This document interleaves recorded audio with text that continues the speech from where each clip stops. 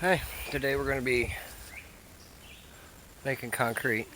So, I'm going to show the whole process.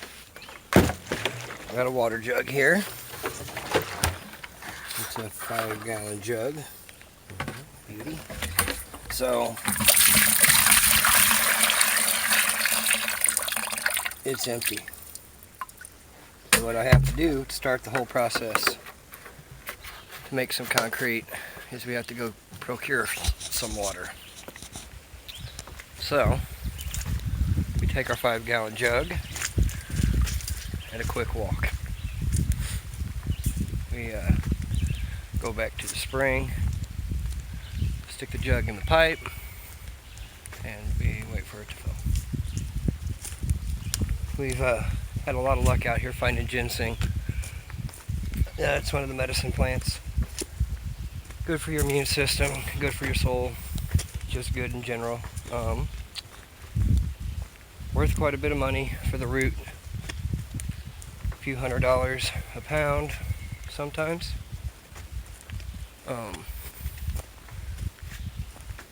So exciting that we have that much, and I haven't even really haven't looked a whole lot, just been kind of stumbling across it. Evan found a patch with 10 plants in it, which is really truly amazing. Anymore, it's so scarce. You find it like that, and you're lucky. So, jug into the pipe, pipe into the jug.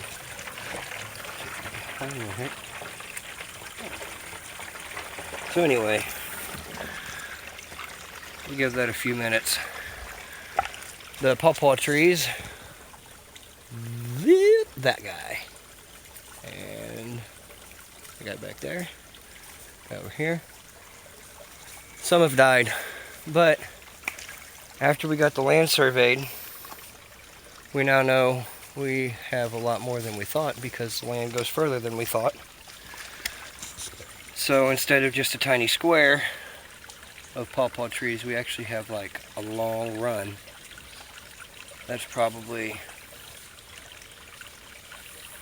400 or 500 feet, so a little more than 100 meters, and probably 80 or 90 feet wide, so like 30 meters wide. And that'll be a massive, if I could look at the camera, a massive increase in how much fruit we'll be getting from those trees. I'm going to try this year to dry them out a couple different ways. They're kind of squishy like a banana. So I'm going to see if I can dry them out by dehydrating them like chips, like banana chips. And then also I'm going to see if I can dehydrate them in a paste or like a powder form, and maybe be able to use them for making bread or biscuits maybe. And it would be flavored, you know, like a pawpaw fruit. So kind of a banana custardy taste. Okay, so our jug's filled up. Didn't take long. 5 gallons takes like, I don't know, maybe a minute or two. So it ain't bad. Back up the crazy hill. Come on, Ellabelle. Yep, got my sidekick. Oh, always got my sidekick. There goes Ellabelle. What you doing, pretty girl? How are we doing? You know, she's pregnant. She's got about a week and a half or 2 weeks left before she has her puppies. We're all excited about that. Everybody wants a white one. Nobody wants a red or a blue. So hopefully we'll have some white puppies, but they're pretty rare. Alright. Almost back to the house. Well, where it'll be.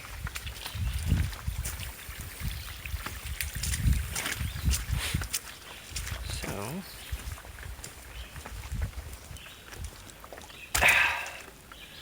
All right. There's some water. Now, this is my arsenal. Bags and bags and bags of mortar. Not mortar. Concrete mix. So, what I've been doing, if I can maybe, lucky enough, here, this will work. I think it will. I'm not that lucky. Maybe here. Come on. Be nice to me. For once. Just work.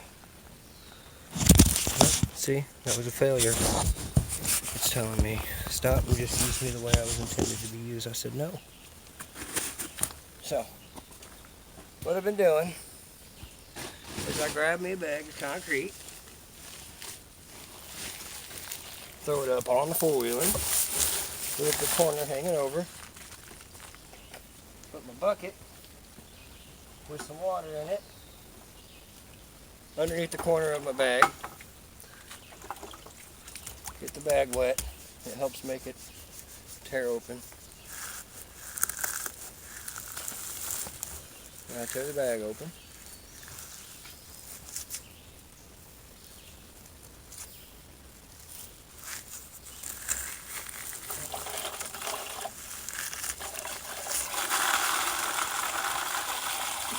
And I stir as it goes. That way it don't get thick real fast. Concrete's hard to mix. And I am mixing it in a bucket with a stick. It's not the best way to mix concrete. You take a job that's already tough, if you try doing it like this, and then it becomes like 8 times tougher. But I don't have a paddle that you use for mixing it, so this works, and it gives me a workout. It makes my heart strong. It makes my arms strong.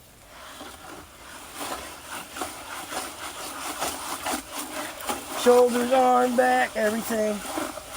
It all gets abused in this operation.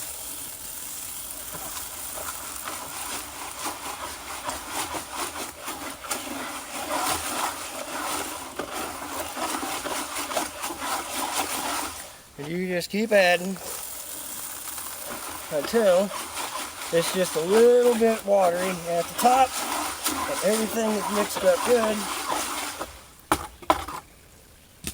Then it's time for operation. We throw the bucket of concrete into the hole.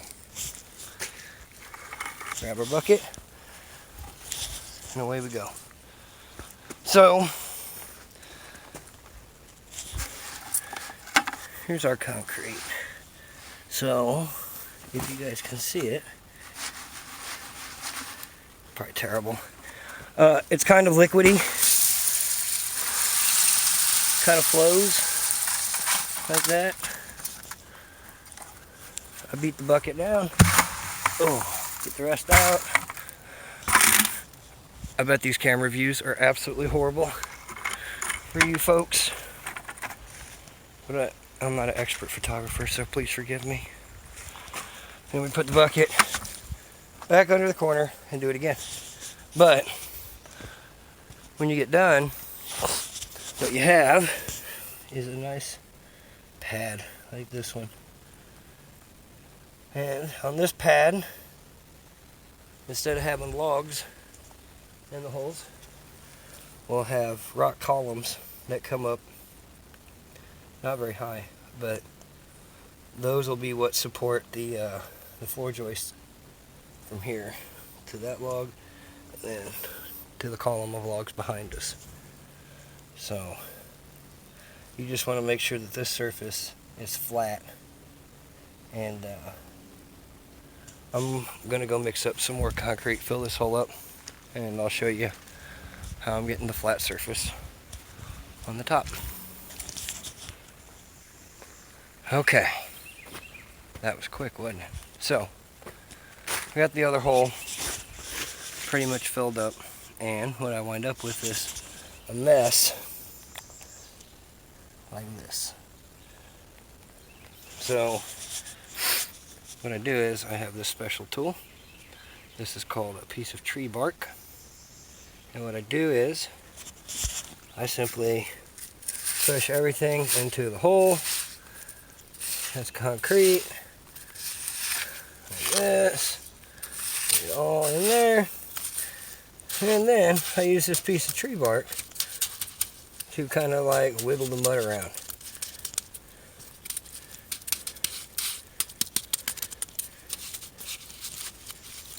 Ooh. And it will just level itself.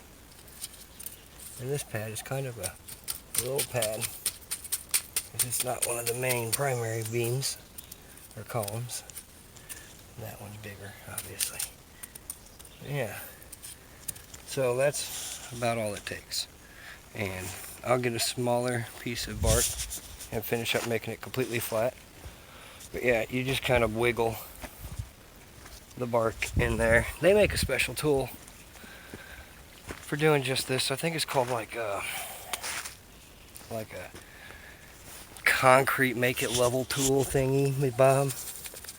But yeah, you just kind of, if you just sit there and just wiggle the top of it, all of the fluid that's in it, the water, will come to the top.